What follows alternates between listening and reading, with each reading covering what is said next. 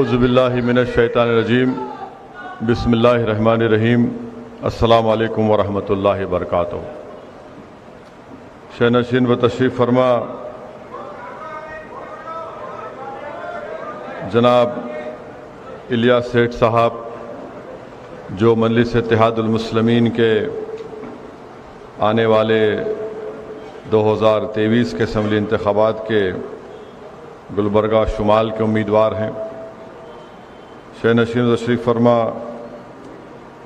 مولانا جاوید صاحب، مولانا جناب رئیس صاحب، صدر رضا اکیڈمی جناب کوثر محی الدین صاحب، رکن اسمبلی تلنگانہ و انچارج MIM کرناٹکا، اور محترم جناب اقبال احمد شیرنی فروش صاحب، سابقہ میئر وہ صدر مجلس اتحاد المسلمین ضلع گلبرگہ، معزز علماء کرام، مشائخین عظام، میرے مجلسی رفقا، معزز حاضرین اکرام، میں سب سے پہلے آپ تمام کا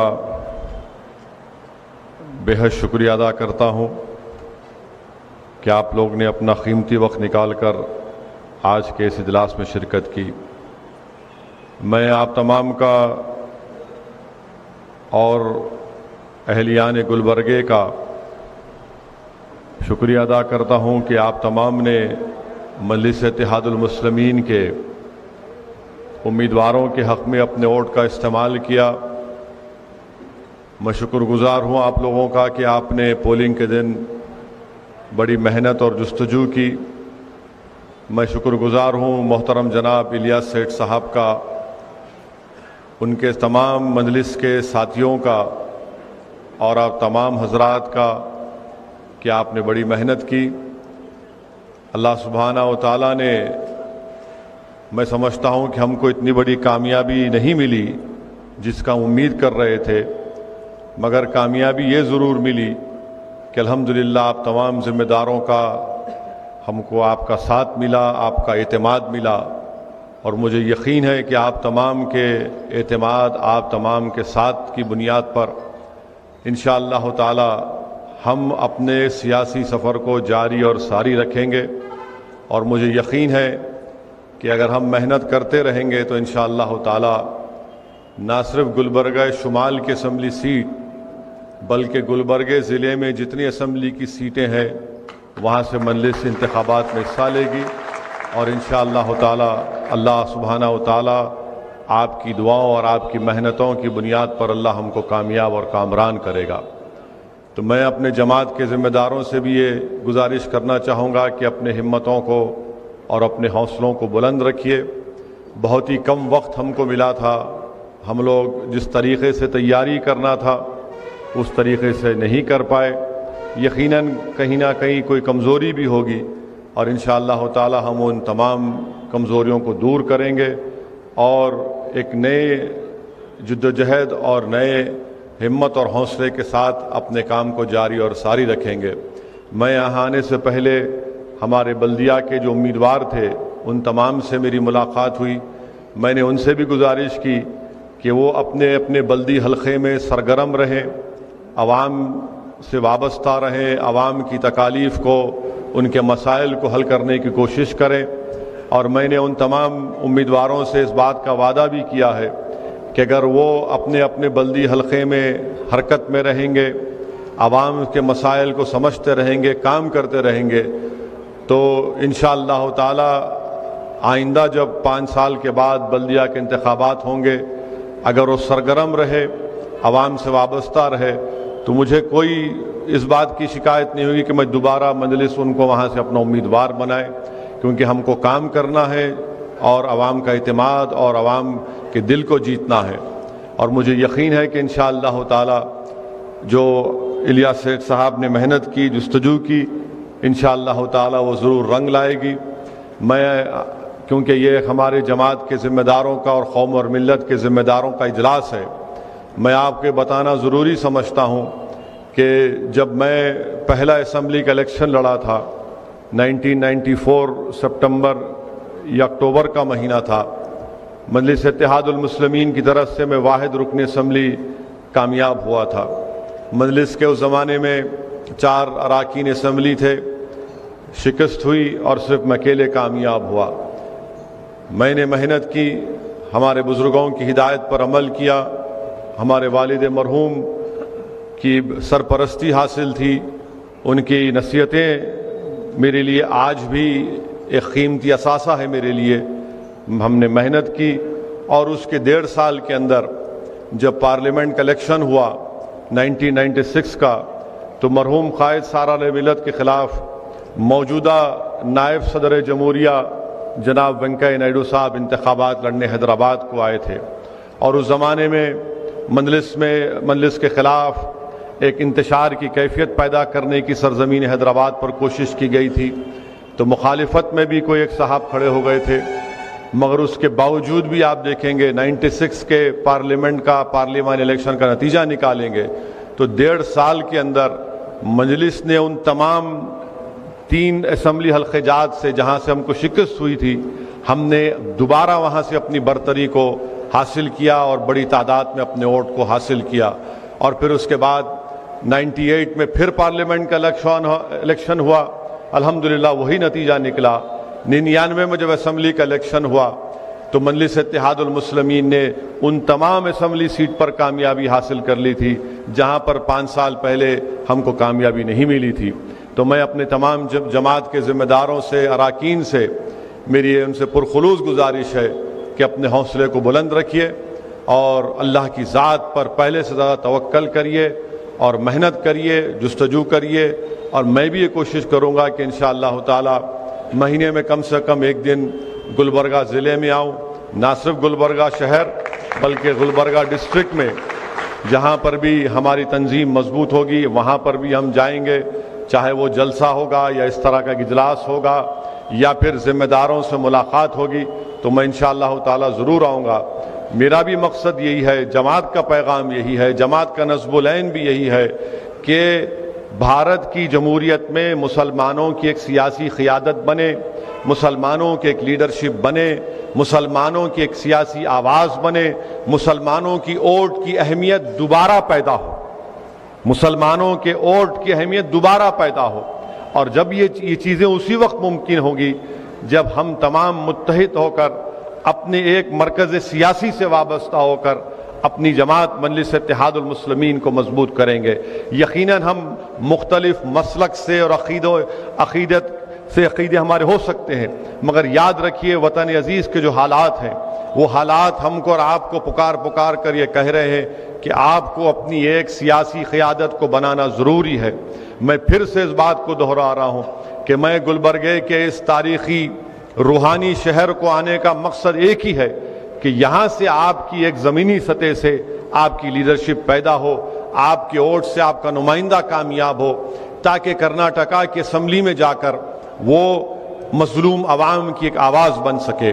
मेरा मानना ये है, बल्कि मेरी जमात का मानना ये है कि भारत के मुसलमानों के तहफ़्फ़ुज़ के लिए, भारत के मुसलमानों की शरीयत की हिफाजत के लिए, भारत के मुसलमानों की सकाफ़ती और उनके कल्चर की हिफाजत के लिए, भारत के मुसलमानों की तालीमी मयार को, लिटरेसी रेट को बढ़ाने के लिए, ड्रॉप आउट रेट को कम करने के लिए, नौकरियों में मुकाम हासिल करने के लिए, पुलिस की नाइंसाफ़ियों के खात्मे के लिए ये बहुत ज़रूरी है कि हम अपनी एक क़ियादत को बनाएं और वो हमारे वोटों से जीत कर कामयाब होकर, चाहे वो असम्बली हो, पार्लियामेंट हो, बल्दिया के इंतखाबात हो या ज़िला परिषद के इलेक्शन हो, वहाँ पर जाएं।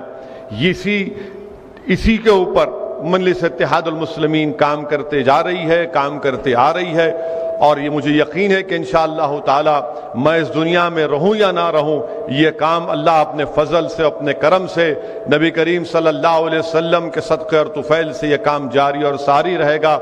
मेरी आपसे फिर से गुजारिश है कि आप मजलिस को मजबूत करें। मजलिस को मजबूत करने का मकसद ये है कि आपकी एक आवाज़ होगी, आपके वोट की अहमियत होगी।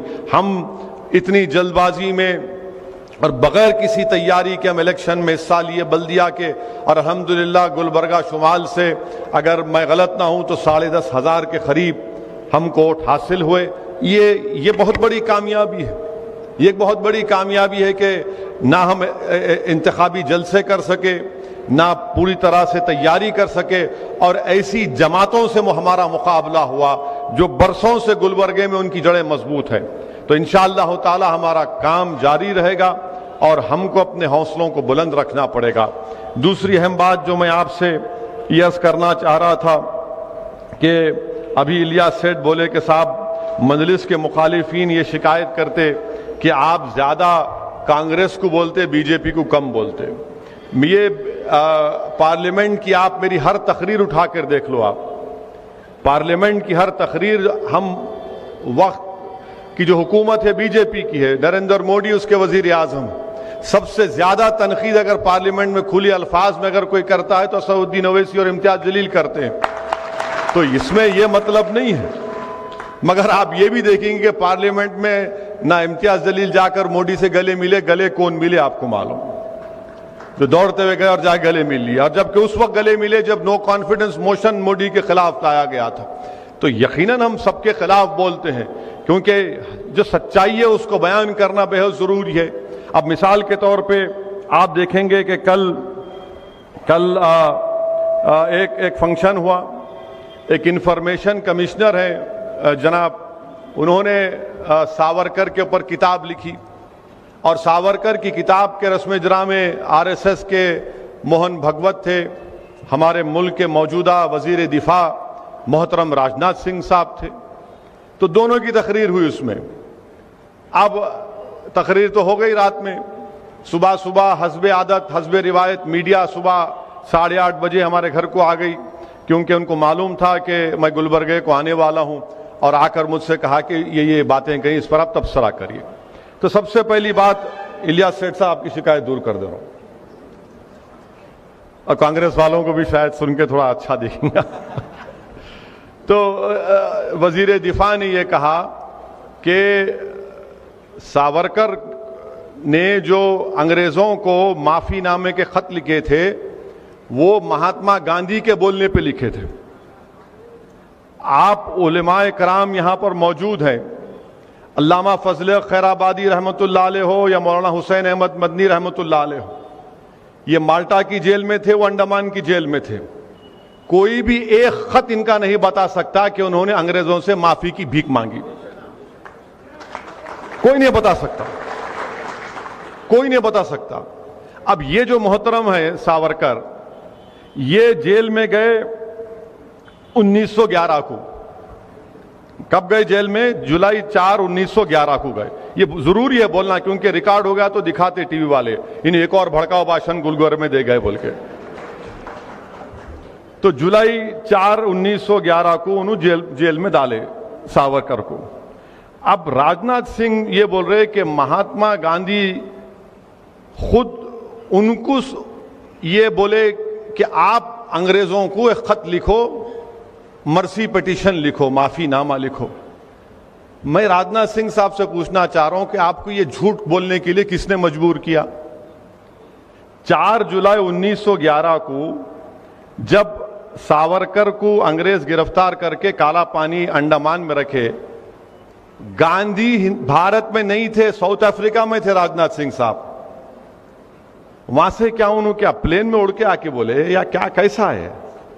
اتنا پلین بھی نہیں تھا جب، تو کچھ بھی نہیں تھا۔ اب انہوں لمبی چھوڑ دی ہے۔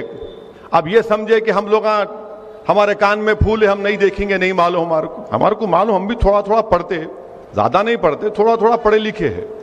وہ ہم تیلگو میں بولتے کنچم کنچم، لٹل لٹل۔ یہ پہلی جھوٹ ان کی۔